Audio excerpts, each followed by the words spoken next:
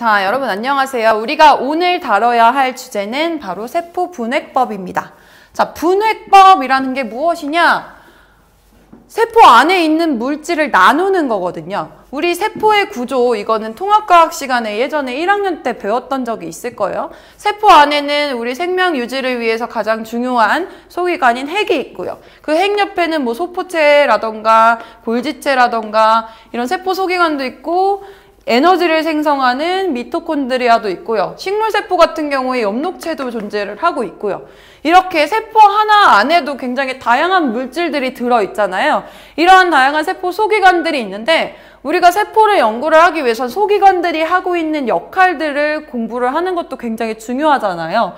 그러기 위해서는 하나의 세포 세트로 있는 것보다 이 세트 안에 들어있는 얘네들을 하나씩 꺼내서 연구를 할 수 있어야 돼요. 그러기 위해서는 세포 내부에 있는 물질들을 분리해서 우리가 따로따로 꺼내 쓸 수 있는 방법이 필요한데, 그 방법을 우리는 세포 분해법이라고 이야기를 합니다. 그렇다면 이 세포 분해법이라는 것은 어떤 원리를 통해서 세포를 분해를 할 수 있느냐라는 건데요. 세포 분해법의 원리는요, 세포 소기관마다 이렇게 핵이나 뭐 미토콘드리아 얘네들, 이 세포 소기관에마다 크기가 일단 다양할 것이고요. 그리고 크기뿐만 아니라 밀도가 또 다를 수가 있겠죠. 그래서 얘네들은 세포의 크기나 밀도에 따라서 분리를 할 수가 있습니다. 그러면 자세하게 얘네들을 어떻게 하는지 방법을 공부하기 전에 선생님이랑 먼저 주의사항부터 한번 살펴보도록 할게요. 먼저 주의사항 첫 번째가요, 세포 내과 무슨 등장액인 설탕 용액에다가 세포를 주입을 합니다. 여기서 굳이 설탕을 쓰는 이유는 그냥 구하기가 쉬워서예요. 다른 용액이어도 상관은 없어요. 근데 이제 설탕이 구하기가 쉬우니까 등장액인 용액에다가 세포를 넣습니다. 그러니까 우리가 이렇게 시험관이 있다면 여기다가 설탕 용액을 넣어주고 그 안에다가 우리가 관찰하고자 하는 세포들을 이렇게 넣어주는 거예요.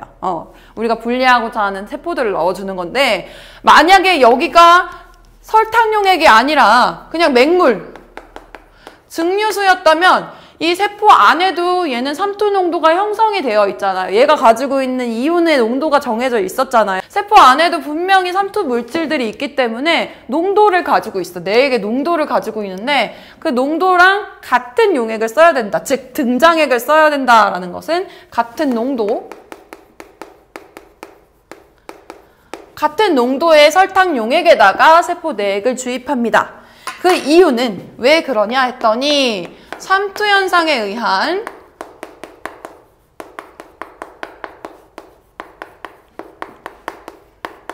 세포 소기관의 변형을 억제하기 위해서 그런 것이죠. 우리가 세포분해법이라는 게 세포 소기관이 어떤 놈들인지, 어떤 기능을 하는지, 어떻게 생겼는지를 관찰하고 싶은 건데, 삼투 현상에 의해서 핵이 이렇게 쪼그라져 버리거나 아니면 이렇게 빵 하고 터져 버렸어. 그러면 연구할 수 있는 가치가 없겠죠. 그래서 그러한 삼투 현상에 의해서 세포 소기관이 변형되는 것을 억제하기 위해서 반드시 뭘 사용한다? 등장액을 사용한다라는 점을 가지고 있어요. 그 다음에 두 번째 주의사항, 어떤 상태에서 세포를 파쇄해야 된대요? 저온 상태에서 세포를 파쇄해야 돼요. 왜 고온은 안 될까요? 고온이 더 잘 분해가 될 것 같은데. 자, 일단 저온 상태라는 거는 얘네들이 이렇게 설탕물에다가 주입한 세포들을 원심 분리를 시키거든요, 여러분. 원심 분리 아시죠?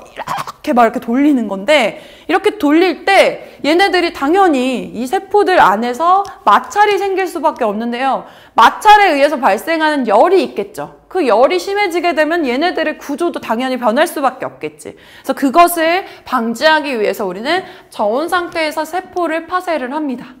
그래서 정리를 하자면 저온 상태에서 세포를 파쇄하게 되는 이유는 일단 마찰열을 냉각시키는 효과를 가지고 있고요. 그 다음에 그리고 얘네들이 고온 상태이게 되면, 아니면은 그런 정상적인 온도 범위 내가 되게 되면요, 세포 내에서는 가수분해 효소가 굉장히 활발하게 이렇게 작용을 하고 있거든요. 그래서 가수분해 효소를 활성을 억제하기 위해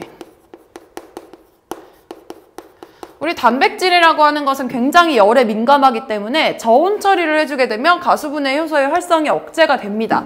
그러면서 얘네들이 궁극적으로 마찰열이 냉각되고 활성이 억제가 되게 되면은 세포 소기관의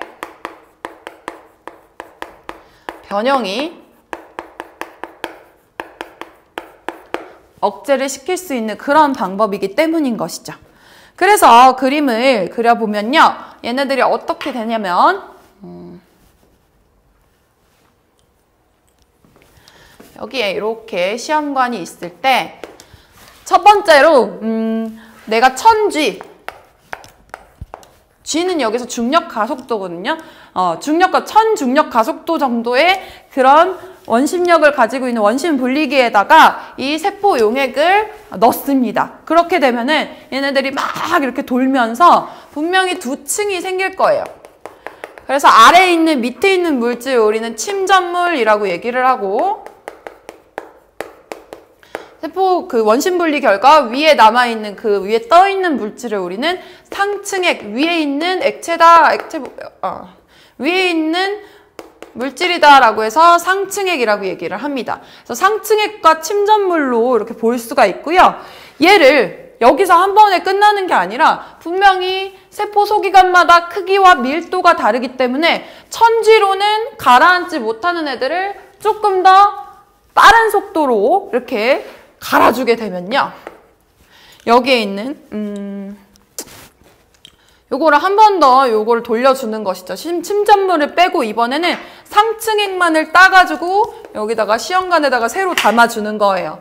그런 다음에 얘를 처음엔 1000G라고 했으면 1500G로 이번에는 좀 더 속도를 빨리 하고 더 오랫동안 예를 들어서 여기서 1000G를 5분 처리를 했다. 여긴 1500G를 10분 처리를 합니다. 이런 식으로 시간을 늘려가고 속도를 빠르게 해주면서 얘네들이 또 가라앉는 걸 볼 수가 있겠죠. 그럼 여기에 또 침전물이 형성이 되고 새로운 상층액이 형성이 될 거예요. 이런 식으로 계속해서 끝까지 세포 안에 있는 모든 물질들이 이렇게 분해가 되도록 돌려주게 되는 그런 방식을 우리는 세포 분해법이라고 얘기를 해요.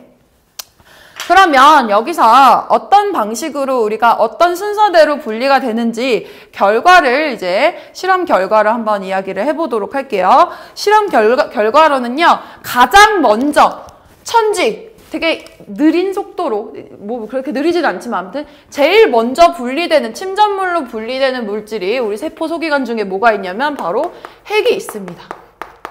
핵이 가장 먼저 분리가 된 다음에 그 다음에 두 번째 1500G로 했을 때는 어떤 애들이 분리가 되냐면 식물 같은 경우에는 엽록체